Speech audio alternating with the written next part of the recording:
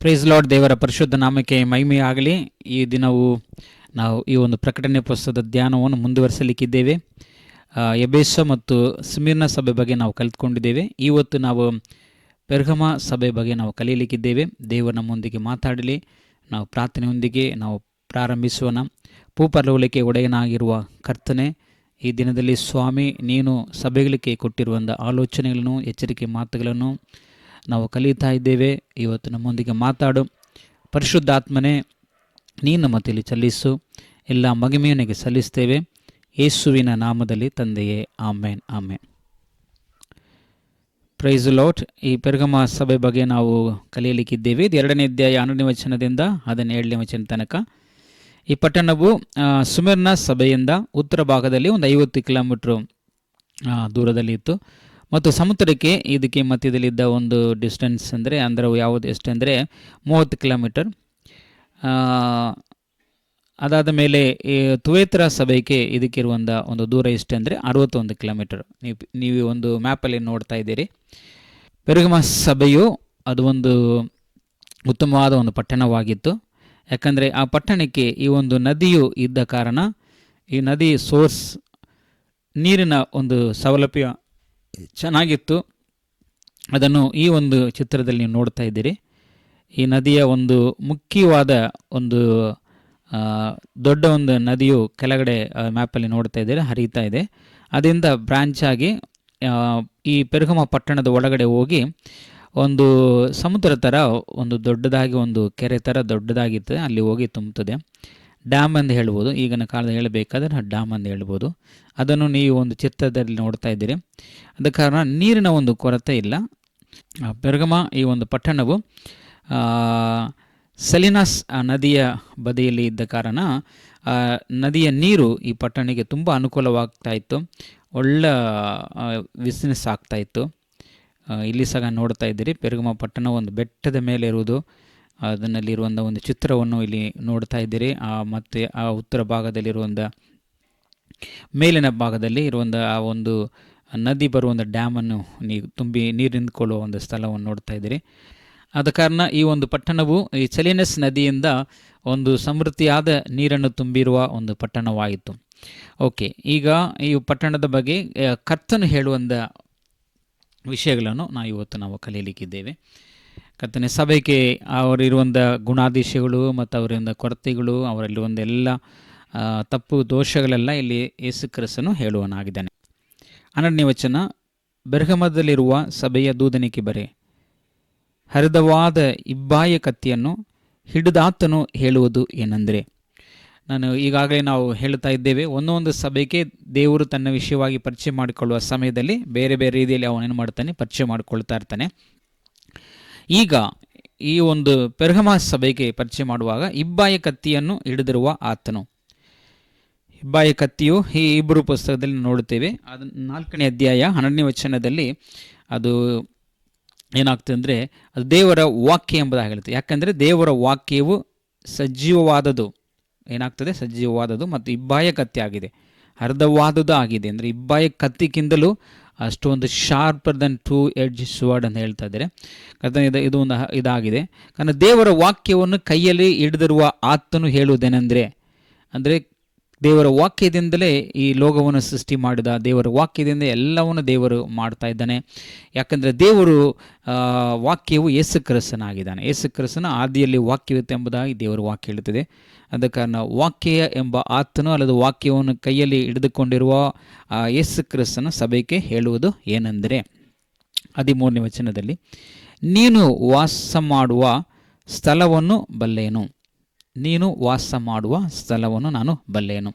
ಈ ಪೆರ್ಗಮ ಸಭೆಯ ಬಗ್ಗೆ ಯೇಸು ಕ್ರಿಸ್ತನು ಏನು ಹೇಳ್ತಾ ಇದ್ದಾನೆ ಅಂದರೆ, ಆ ಪಟ್ಟಣವು ಯಾವ ರೀತಿಯಲ್ಲಿ ಇತ್ತು ಆ ಕಾಲದಲ್ಲಿ ಎಂಬುದಾಗಿ ಅವನು ಸ್ಪಷ್ಟವಾಗಿ ಹೇಳುತ್ತಾ ಇದ್ದಾನೆ.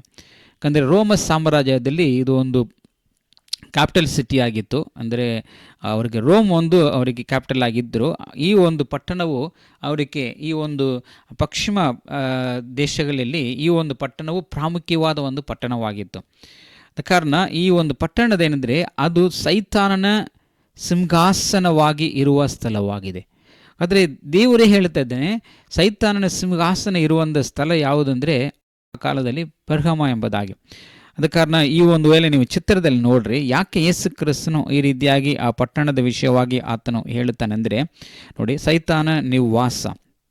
ಈ ಪಟ್ಟಣವು ಅಷ್ಟು ಒಂದು ಅಂದವಾಗಿ ಚಂದವಾಗಿದೆ ನೋಡಿ. ಇದು ಒಂದು ಏನು ಹೇಳ್ತಾರೆ, ಇದು ಒರಿಜಿನಲ್, ಇದು ಒಂದು ಪಿಕ್ಚರ್ ಅಲ್ಲ, ಒಂದು ಚಿಕ್ಕ ಚಿಕ್ಕ ಪಿಕ್ಚರ್ಗಳು ಅದು ಒರಿಜಿನಲ್ ಪಿಕ್ಚರ್ ಆಗಿದೆ. ಬಟ್ ಮಧ್ಯದಲ್ಲಿರುವಂಥ ಪಿಕ್ಚರು ಅದಲ್ಲ. ಈಗ ನೋಡ್ತಾ ಇದ್ದೀರಲ್ಲ, ಒಂದು ವೇಳೆ ಪೆರ್ಗಮ ಸಭೆ ಪಟ್ಟಣದ ಬಗ್ಗೆ ನಾವಿಲ್ಲಿ ನೋಡುತ್ತೇವೆ. ಕೆಳಗಡೆ ಇರುವುದು ಅದು ಒರಿಜಿನಲ್, ಅದು ತೆಗೆದಿದ್ದಾರೆ ಫೋಟೋ ಕಾಪಿ. ಅದ ಮೇಲೆ ಅದೇನು ಮಾಡಿದ್ದಾರೆ, ಆರ್ಟ್ ಮಾಡಿದ್ದಾರೆ. ಈ ಪಟ್ಟಣವು ಈ ರೀತಿಯಾಗಿ ಇದ್ದಿರ್ಬೋದೆಂಬುದಾಗಿ. ಒಂದು ವೇಳೆ ಈ ಥರ ಬಿಲ್ಡಿಂಗ್ ಎಲ್ಲ ಕಟ್ಟಿದರೆ ಈ ಒಂದು ಪೆರ್ಗಮ ಒಂದು ಪಟ್ಟಣವು ಈ ರೀತಿಯಾಗಿ ಇರ್ಬೋದು ಎಂಬುದಾಗಿ ಹೇಳುತ್ತಾರೆ. ಸೈತಾನ ನಿವಾಸ ಎಂದು ಹೇಳಲಿಕ್ಕೆ ನೋಡಿ, ಅಲ್ಲಿ ಎಷ್ಟು ದೇವಸ್ಥಾನಗಳಿದೆ ಎಂಬುದಾಗಿ. ಎಷ್ಟು ದೇವಸ್ಥಾನಗಳಿದೆ ಅಂದರೆ ಒಂದೊಂದಾಗಿ ನೋಡುತ್ತೇವೆ. ಆರ್ಸೆನಲ್ ಒಂದು ದೇವಾಲಯ ಇದೆ, ಮತ್ತು ಟಾರ್ಜನ್ ದೇವಾಲಯ ಇದೆ, ಅರಣ್ಮನೆ ಅಲ್ಲಿದೆ, ಮತ್ತು ಅಥೇನಾ ದೇವಾಲಯ ಇದೆ, ಮತ್ತು ಅರಸರಿಗೋಸ್ಕರ ಒಂದು ದೇವಾಲಯ ಇತ್ತು, ಮತ್ತು ಡಯೋನಿಸಸ್ ದೇವಾಲಯ, ಮತ್ತು ಜೂಯಿಸ್ ದೇವಾಲಯ. ಈ ರೀತಿಯಾಗಿ ಅನೇಕ ದೇವಸ್ಥಾನಗಳಿತ್ತು. ಆದ ಕಾರಣ ಇದು ಒಂದು ಪ್ರಾಮುಖ್ಯವಾದ ಒಂದು ಪಟ್ಟಣವು. ದೇವರು ತಾನೇ ಹೇಳ್ತಾನೆ, ಇದು ಒಂದು ಸೈತಾನನ ನಿವಾಸ ಎಂಬುದಾಗಿ ಹೇಳ್ತಾನೆ. ಸೈತಾನನ ನಿವಾಸ ಎಂಬುದಾಗಿ ಹೇಳ್ತಾನೆ. ಅದು ಮಾತ್ರ ಅಲ್ಲ, ಪೆರ್ಗಮದಲ್ಲಿ ಒಂದು ಗುಣಪಡಿಸುವ ಕೇಂದ್ರ ಇತ್ತು. ಅದು ರೋಮಾನಿಯರ ಒಂದು ಕಾಲದಲ್ಲಿ ಇತ್ತು. ಅದು ಒಂದು ಈಗ ಈ ಒಂದು ಸುಮ್ಮನೆ ಅದೊಂದು ಪೇಂಟ್ ಮಾಡಿದ್ದಾರೆ. ಅದು ನಾವು ಮೊನ್ನೆ ಇದೇ ನೋಡಿದ್ದೇವೆ. ಅದು ಯಾವುದಂದರೆ ಅರ್ಸೆನಲ್ ದೇವಾಲಯ ಇದೆಲ್ಲ, ಅರ್ಸೆನಲ್ ದೇವಾಲಯದಲ್ಲಿ ಈ ಒಂದು ಹೀಲಿಂಗ್ ಸೆಂಟರ್ ಇತ್ತು. ಒಂದು ವೇಳೆ ಈಗ ಅದಕ್ಕೆ ಕಟ್ಟಡ ಕಟ್ಟಿದರೆ ಈ ರೀತಿಯಾಗಿ ಇರ್ತದೆ ಎಂಬುದಾಗಿ ಭಾವಿಸಿ ಅದಕ್ಕೆ ಒಂದು ಚಿತ್ರವನ್ನು ಕೊಟ್ಟಿದ್ದಾರೆ. ಈಗಂದರೆ ಇಸ್ರಾಯೇಲಿನಲ್ಲಿ ಸಿಲೋವಾಮ್ ಒಂದು ಪೋಲ್ ಅಂದರೆ ಕೊಳ ಇತ್ತಲ್ಲ, ಅದೇ ಥರ ಇಲ್ಲಿ ಒಂದು ನೀರಿನ ಒಂದು ಕೊಳ ಇತ್ತು. ಅಲ್ಲಿ ಏನಾಗ್ತಾರೆ, ಯಾರೆಲ್ಲ ಬಂದು ಸ್ನಾನ ಮಾಡುತ್ತಾರೋ ಅವರಿಗೆ ಗುಣವಾಗ್ತದೆ. ದೇವರು ಬಂದು ಎಂದರೆ ಟಾರ್ಜನ್ ಇಲ್ಲ ಅರ್ಸೆನಲ್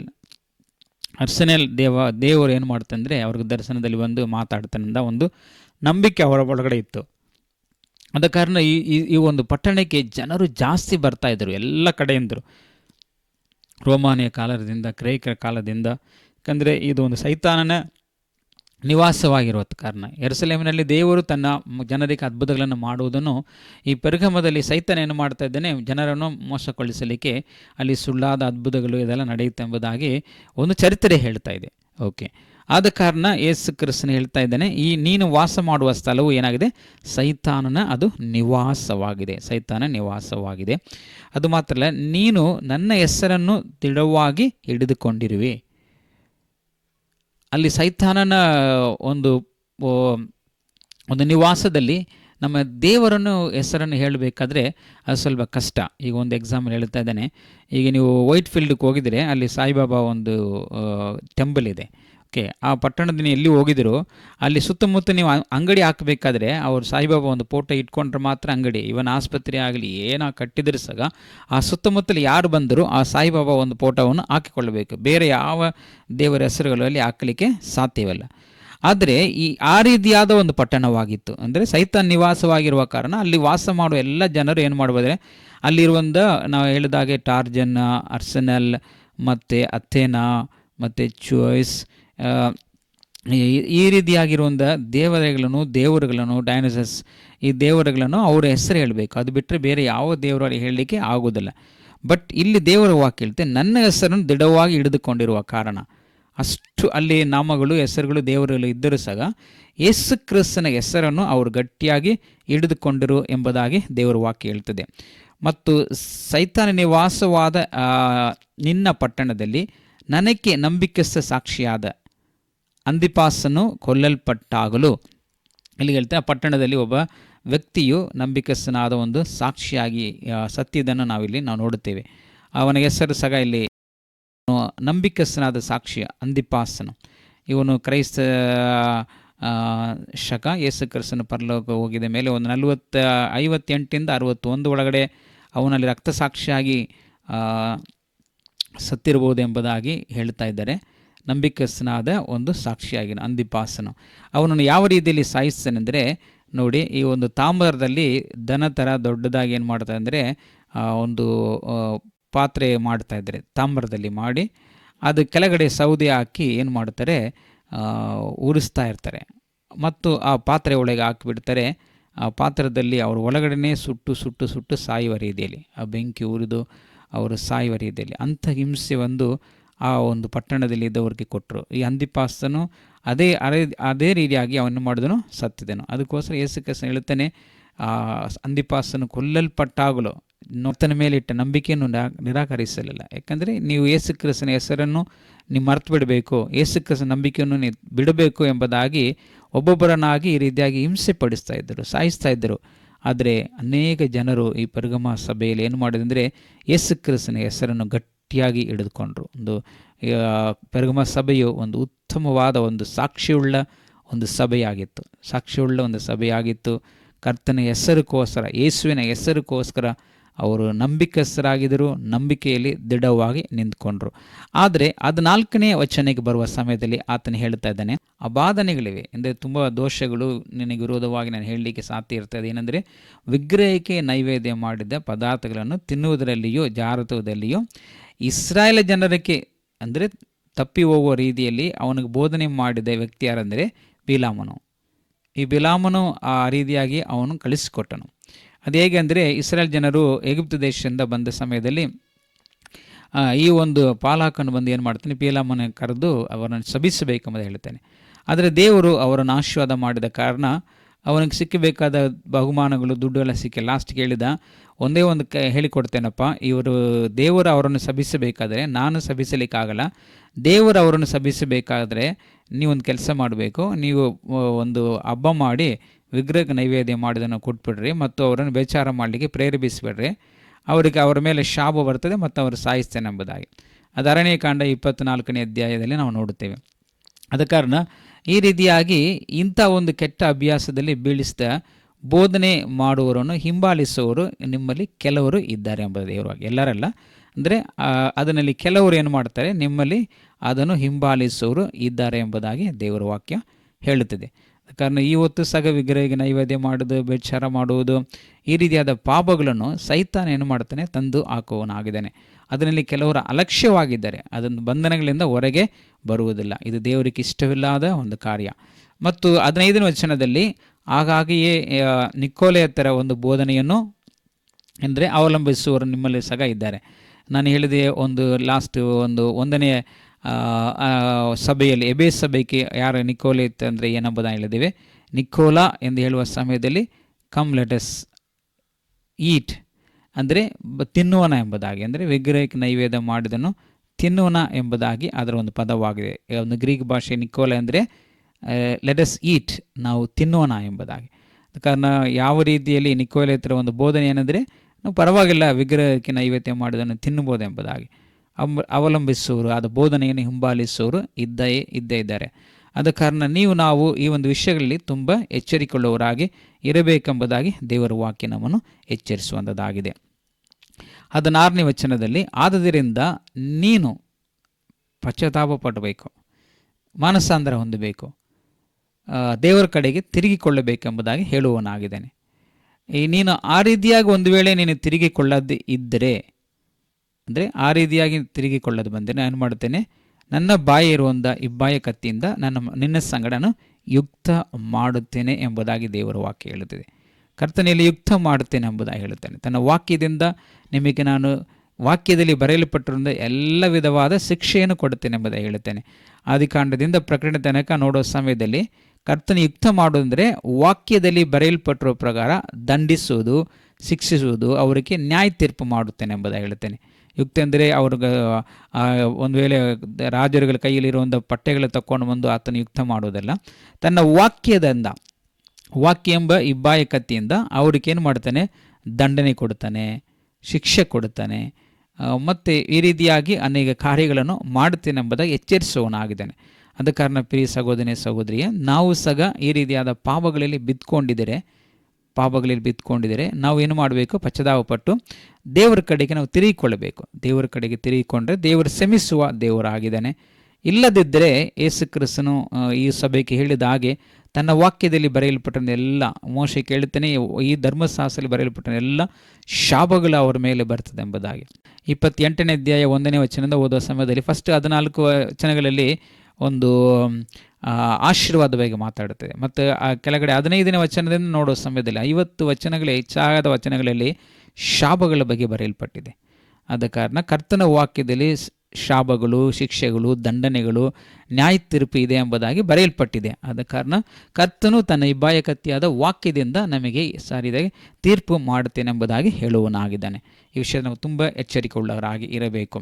17ನೇ ವಚನ ಕೊನೆಯದಾಗಿ 17ನೇ ವಚನದಲ್ಲಿ ಈ ರೀತಿಯಾಗಿ ಬರೆದೆ, ದೇವರ ಆತ್ಮನು ಸಭೆಗಳಿಗೆ ಹೇಳುವುದನ್ನು ಕಿವಿಯುಳ್ಳವನು ಕೇಳಲಿ. ಇದು ಈಗಾಗಲೇ ಎಲ್ಲ ಸಭೆಗೆ ಹೇಳುವ ಒಂದು ಮಾತಾಗಿದೆ.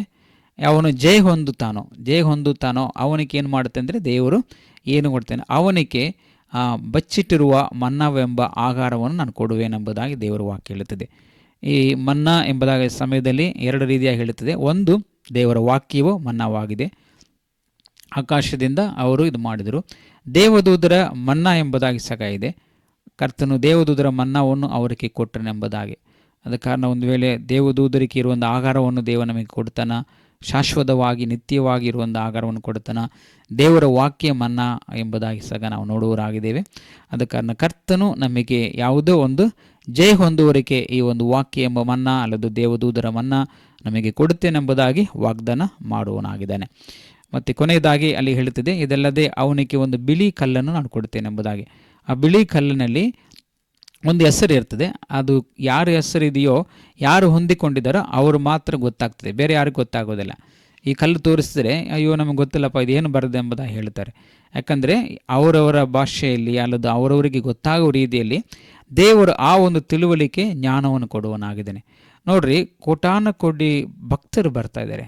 ಈ ಕೋಟಾನುಕೋಟಿ ಭಕ್ತರ ಕೈಯಿನಲ್ಲಿ ಒಂದು ಕಲ್ಲುಗಳು ಕೊಟ್ಟಿರ್ತಾರೆ. ಹಾಗಾದರೆ ಒಂದೊಂದು ಕಲ್ಲು ಜಯ ಹೊಂದು ಎಲ್ಲರಿಗೂ ದೇವರು ಈ ಒಂದು ಸಭೆಗೆ ವಾಗ್ದಾನ ಮಾಡಿದ ಅಂದರೆ ಪ್ರತಿಯೊಬ್ಬರಿಗೂ ಈ ಕಲ್ಲನ್ನು ಕೊಡುವ ಸಮಯದಲ್ಲಿ ಎಷ್ಟು ಕೋಟಾನುಕೋಟಿ ಭಾಷೆಗಳಾಗಿಬಿಡುತ್ತಲ್ವ. ಈಗ ಲಕ್ಷಾಂತರ ಭಾಷೆಗಳು ದೇಶದಲ್ಲಿರ್ಬೋದು. ಒಂದು ವೇಳೆ ಈ ಒಂದು ಜಗದಲ್ಲಿ ಎಷ್ಟು 6,000 ಭಾಷೆಗಳು 7,000 ಭಾಷೆಗಳನ್ನು ಹೇಳ್ತಾ ಇರ್ತಾರೆ. ಆದರೆ ಈಗ ಕೋಟಾನುಕೋಟಿ ಜನರ ಕೈಯಲ್ಲಿ ಕೋಟಾನುಕೋಟಿ ಭಾಷೆಯಲ್ಲಿರುವಂಥ ಹೆಸರುಗಳಿರ್ತದೆ. ಅದು ಅವ್ರಿಗೆ ಅರ್ಥ ಮಾತ್ರ ಗೊತ್ತಿರ್ತದೆ. ಆದರೆ ಯೇಸು ಕ್ರಿಸ್ತನ ಒಂದು ಆಸೆ, ದೊಡ್ಡ ಒಂದು ಆಸೆ ಅಂದರೆ ನಾವು ಆತನ ಸಂಗಡ ಇರಬೇಕು, ಆತನ ಜೊತೆಯಲ್ಲಿ ಇರಬೇಕು, ಆತನ ಕೊಡುವಂಥ ಬಹುಮಾನಗಳು ಹೊಂದಿಕೊಳ್ಬೇಕು. ಅದಕ್ಕೋಸ್ಕರ ತಾನೇ 2,000 ವರ್ಷಗಳ ಹಿಂದೆ ಮನುಷ್ಯನಾಗಿ ಹುಟ್ಟಿ ಸಿಲುಬೆಯಲ್ಲಿ ತನ್ನ ಪ್ರಾಣವನ್ನು ಕೊಟ್ಟನು.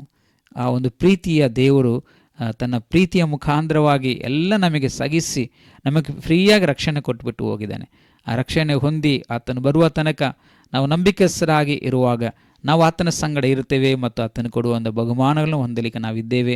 ಆ ದೇವದೂತರ ಮನ್ನವನ್ನು ತಿಂದ್ಕೊಂಡು ಕರ್ತನ ಸಂಗಡ ಸದಾ ಕಾಲವು ಇರುವಂಥ ಭಾಗ್ಯಕ್ಕೆ ದೇವ ನಮ್ಮನ್ನು ಸೇರಿಸಲಿ. ಆತನು ಬರುವ ತನಕ ನಾವು ನಡೆದುಕೊಳ್ಳೋಣ. ಈ ಪೆರ್ಗಮ ಸಭೆಯು ಒಂದು ಸೈತಾನನ ನಿವಾಸವಾಗಿದ್ದರೂ ಅವರು ಯೇಸು ಕ್ರಿಸ್ತನಿಗೆ ಹೆಸರನ್ನು ಏನು ಮಾಡಿದರು, ಗಟ್ಟಿಯಾಗಿ ಹಿಡಿದುಕೊಂಡಿದ್ದರು. ಯಾಕಂದರೆ ಈ ಒಂದು ಕಾಲದಲ್ಲಿ ಯೇಸು ಕ್ರಿಸ್ತ ಹೇಳಿದ, ಲೋಕದಲ್ಲಿ ನನ್ನವನೆಂದು ಅಂದರೆ ನಾನು ಯೇಸು ಕ್ರಿಸ್ತನೆಂಬುದಾಗಿ ಯೇಸು ಕ್ರಿಸ್ತನಿಗೆ ಹೆಸರನ್ನು ಹೇಳಲಿಕ್ಕೆ ನಾಚಿಕೆ ಪಟ್ಟರೆ ನಾನು ತಂದೆಯ ಮುಂದೆ ನಾಚಿಕೆ ಪಡ್ತೇನೆ ಎಂಬುದಾಗಿ. ಅದ ಕಾರಣ ಯೇಸು ಕ್ರಿಸ್ತನಿಗೆ ಹೆಸರನ್ನು ನಾವು ಹೇಳುವುದರಲ್ಲಿ ಧೈರ್ಯವುಳ್ಳವರಾಗಿ ಇರಬೇಕೆಂಬುದಾಗಿ ಯೇಸು ಕ್ರಿಸ್ತನು ಬಯಸ್ತಾನೆ. ನಾವೆಲ್ಲರೂ ಆ ಒಂದು ಕಾರ್ಯಕ್ಕೆ ಸಮರ್ಪಿಸಿಕೊಡೋಣ. ಬದುಕಿರುವ ತನಕ ಯೇಸು ಕ್ರಿಸ್ತನ ಹೆಸರನ್ನು ಮಾತ್ರ ಮೆತ್ತಿ ಹಿಡಿಯೋಣ. ಕರ್ತನ ನಮ್ಮನ್ನು ಆಶೀರ್ವದಿಸಲಿ.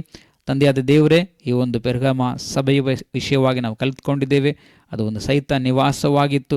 ಅನೇಕ ದೇವಸ್ಥಾನಗಳಿದ್ದು ಸುಳ್ಳಾದ ಕಾರ್ಯಗಳು ನಡೀತಾ ಇತ್ತು. ಸ್ವಾಮಿ ಕರ್ತ ನಿನ್ನ ಹೆಸರನ್ನು ಹೇಳುವಾಗ ಅವರನ್ನು ಬೆಂಕಿಯಲ್ಲಿ ಹಾಕಿ ಸುಡುತ್ತಾ ಇದ್ದರು. ತಾಮ್ರದ ಒಂದು ಪಾತ್ರೆಯಲ್ಲಿ ಕರ್ತನೆ ಬೆಂಕಿ ಕೊಳೆಗೆ ಹಾಕಿ ಸುಡುತ್ತಾ ಇದ್ದರು. ಆದರೂ ನಿನಗೋಸ್ಕರ ಅನೇಕ ಜನರು ಕರ್ತನೆ ಅವರು ಆ ಒಂದು ಮರಣವನ್ನು ಸಂತೋಷವಾಗಿ ಸ್ವೀಕರಿಸಿ ನಿನಗಾಗಿ ರಕ್ತ ಸಾಕ್ಷಿಯಾಗಿ ಸತ್ತಿದ್ದರು. ಸ್ವಾಮಿ ಕರ್ತನೆ, ಆ ಒಂದು ಸಭೆಯ ಒಂದು ಸಾಕ್ಷಿಯು ನಮಗೆ ಉತ್ತೇಜನ ಕೊಡುತ್ತೆ ಸ್ವಾಮಿ. ಅದು ಮಾತ್ರ ಅಲ್ಲ, ಕೆಲವರು ವಿಷಯಗಳಲ್ಲಿ ಅವರು ವಿಗ್ರಹಕ್ಕೆ ನೈವೇದ್ಯ ಮಾಡಿದನ್ನು ವಿಚಾರ ಮಾಡುವುದರಲ್ಲಿ ಅವರು ಬಿದ್ದು ಹೋಗಿದ್ದರು ಸ್ವಾಮಿ. ಅಂಥ ಒಂದು ಪಾಪಗಳು ಯಾರಲ್ಲಿ ಇದ್ದರೂ, ಆ ಬಂಧನದಲ್ಲಿ ಇದ್ದರೂ, ಯೇಸುವಿನ ನಾಮದಲ್ಲಿ ಪ್ರತಿಯೊಬ್ಬರನ್ನು ನೀನು ಬಿಡಿಸಿ ಕಾಯ್ದು ರಕ್ಷಿಸುವಂತೆ ನಾನು ಪ್ರಾರ್ಥಿಸ್ತೇನೆ. ನೀನು ಕೊಡುವಂಥ ಆ ಮನ್ನಾ ಮತ್ತು ಆ ಒಂದು ಕಲ್ಲನ್ನು ಹೊಂದಿಕೊಳ್ಳುವ ಸೌಭಾಗ್ಯವುಳ್ಳ ಮಕ್ಕಳಾಗಿ ನೀನು ಮಾರ್ಪಡಿಸುವಂತೆ ನಾನು ಪ್ರಾರ್ಥಿಸ್ತೇನೆ. ನಮ್ಮ ಪ್ರಾರ್ಥನೆಯನ್ನು ಕೇಳಿದಕ್ಕೋಸ್ಕರ ಸ್ತೋತ್ರ. ಯೇಸುವಿನ ನಾಮದಲ್ಲಿ ತಂದೆಯೇ, ಆಮೇನ್, ಆಮೇನ್.